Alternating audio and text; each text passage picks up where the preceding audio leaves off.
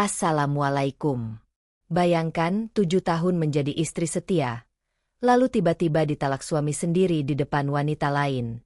Jangan skip cerita ini, karena kisah Laras akan membalikan persepsi kalian tentang luka, balas dendam, dan kekuatan seorang wanita.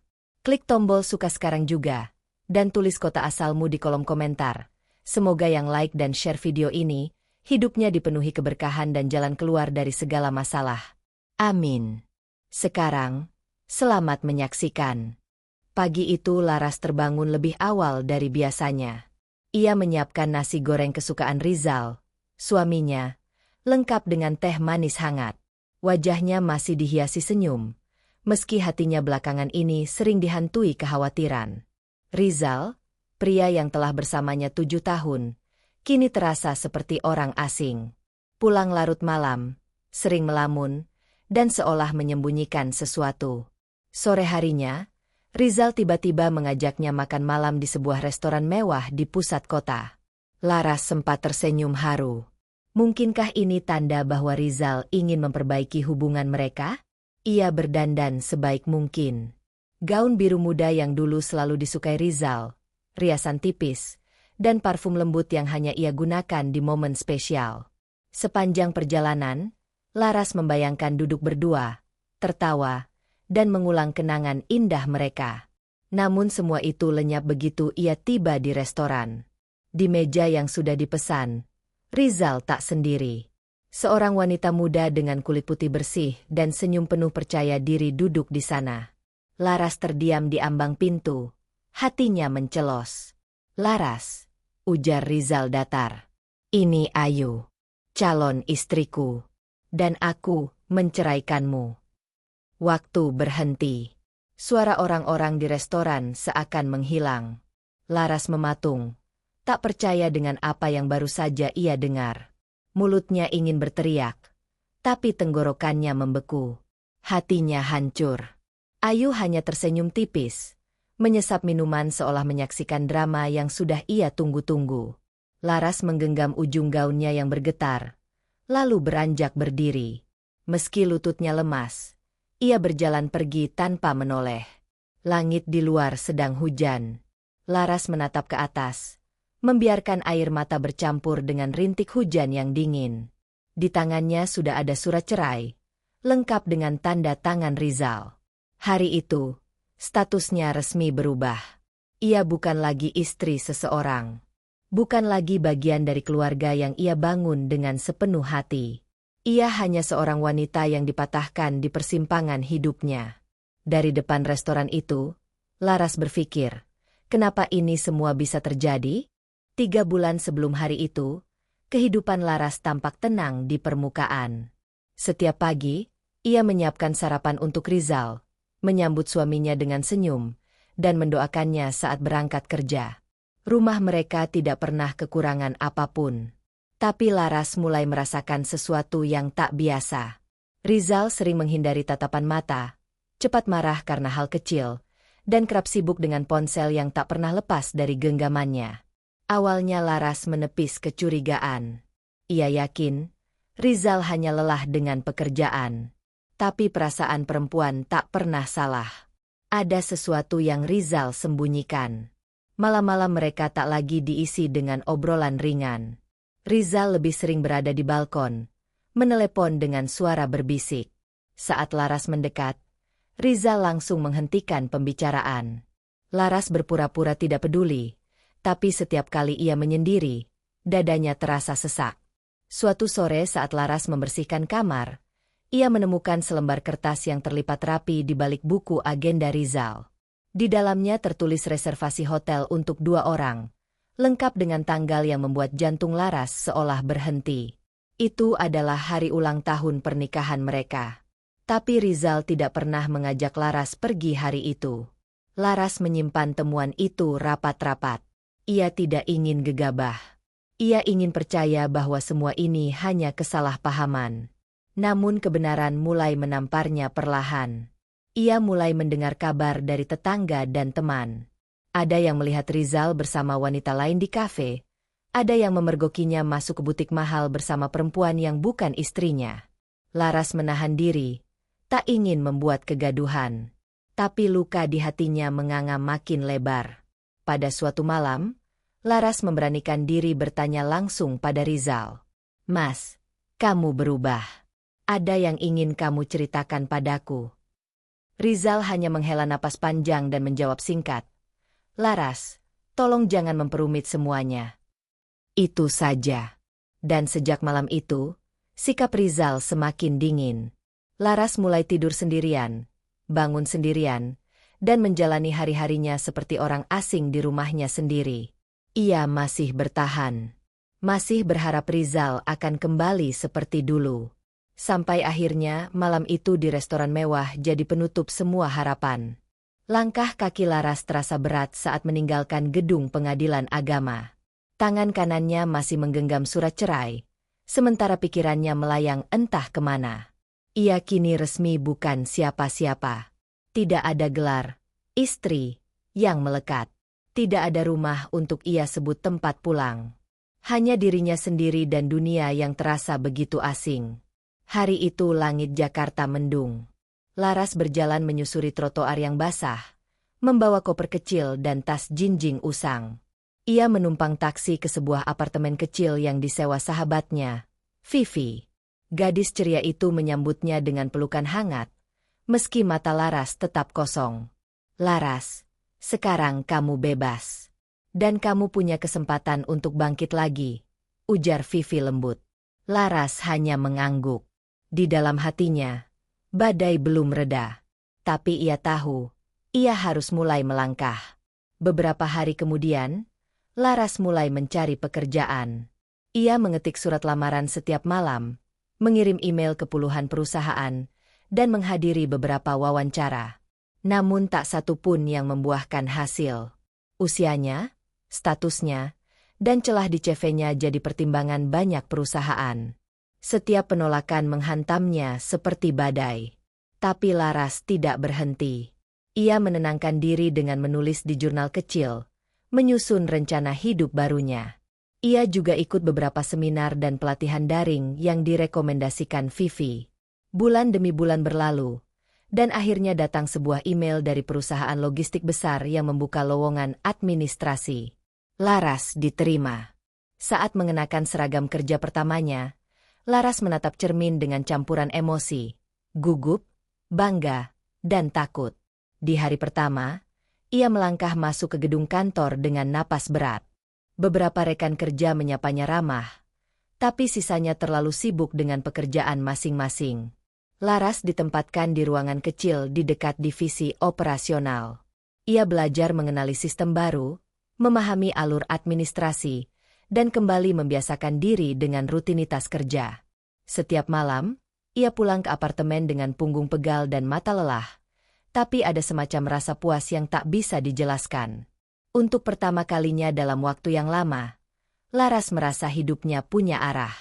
Namun tak ada yang benar-benar bisa mempersiapkan dirinya untuk kejutan yang akan datang di minggu ketiga.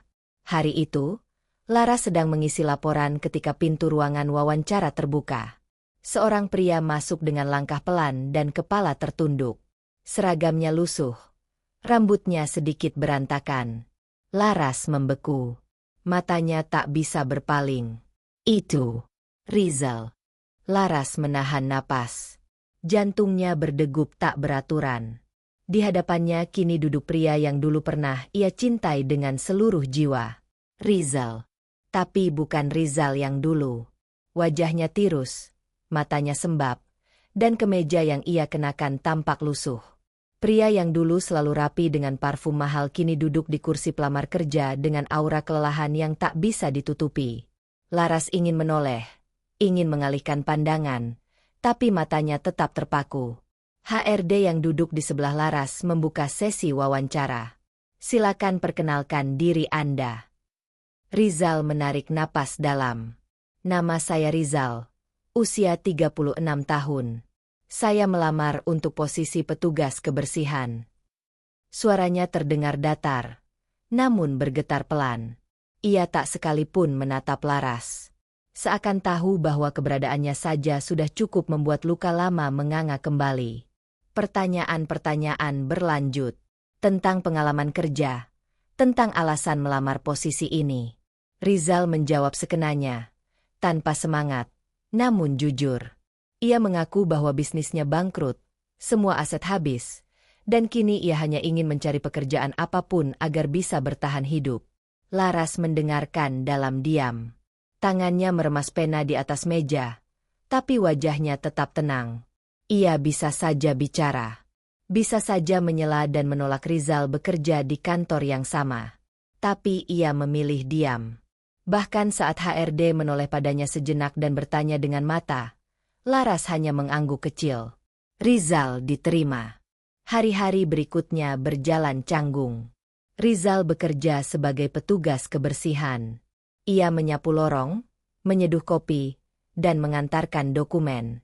Tak pernah menyapa Laras, tapi setiap kali mereka berpapasan, Laras bisa merasakan tatapan itu.